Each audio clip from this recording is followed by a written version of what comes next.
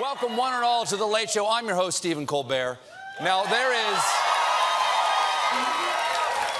You know, if you're a sports fan, you know, there's a tradition that when you win the Super Bowl, you go to the White House. A few months later, once the swelling goes down.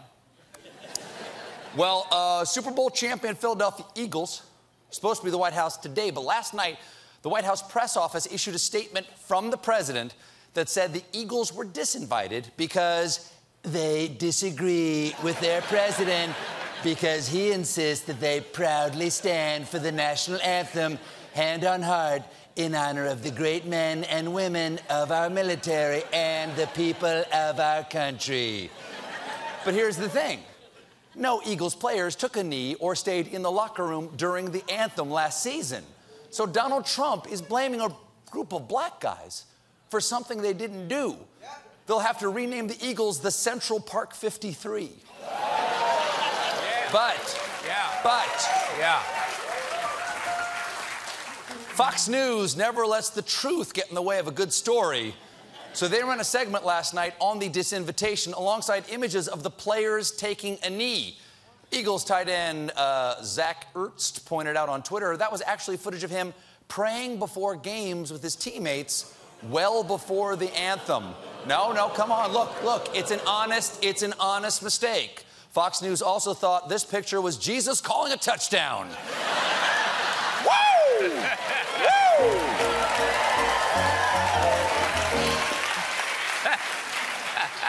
Touchdown dance. Faced with the fact that he got this wrong, Trump doubled down on Twitter and attacked the NFL's new compromise of letting players stay in the locker room before the anthem. Staying in the locker room for playing of our national anthem is as disrespectful to our country as kneeling. Sorry. And NFL, no escaping to locker rooms. Oh, yes. There's no escaping the national anthem. It's a heat-seeking hymn. You tried to hide, but the flag was still there. So, yes, hand on heart.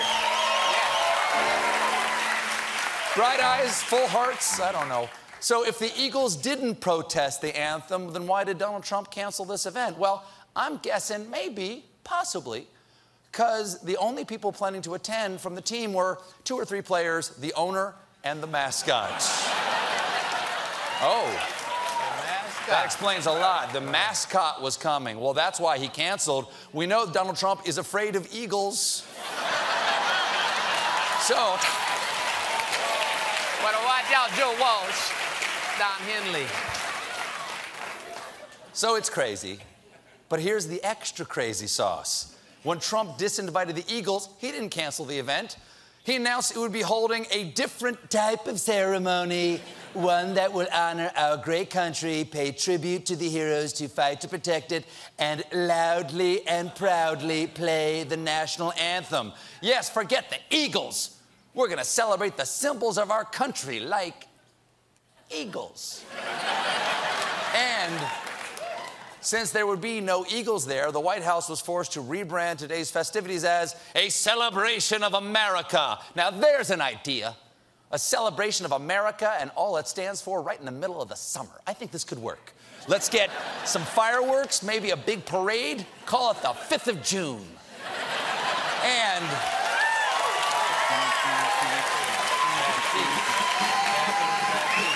Where's my flute? Oh, yeah.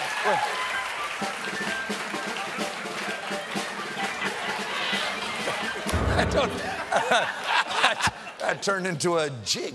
And this afternoon, he did it, the biggest patriotist flagabration ever. How much how much does he love America? He knew most of the words to the Star-Spangled Banner and a couple of the words to God Bless America.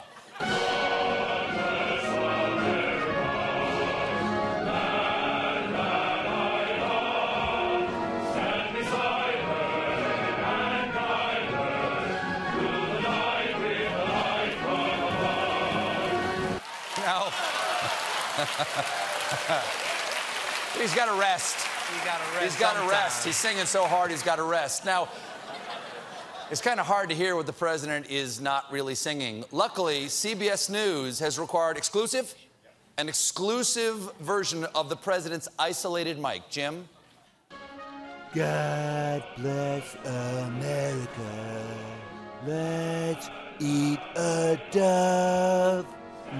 Be a tiger.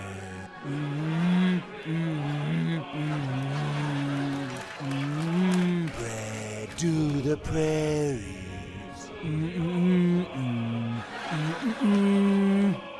Trucks big and powerful. My oatmeal's cold.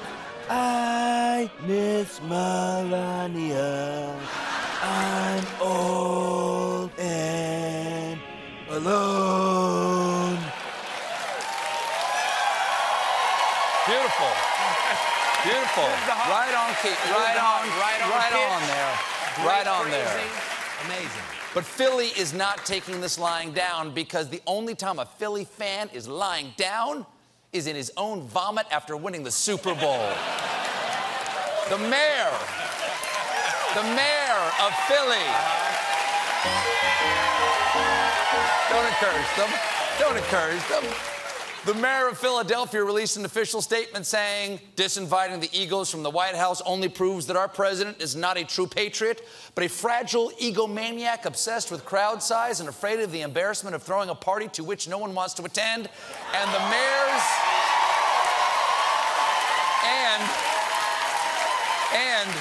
And listen to this. The mayor's chief of staff tweeted out a photo of Philly's Super Bowl celebration crowd next to Trump's inauguration crowd, saying, "Our party was bigger than yours."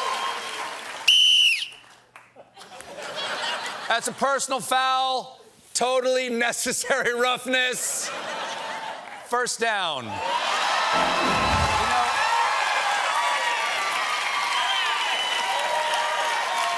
I don't know.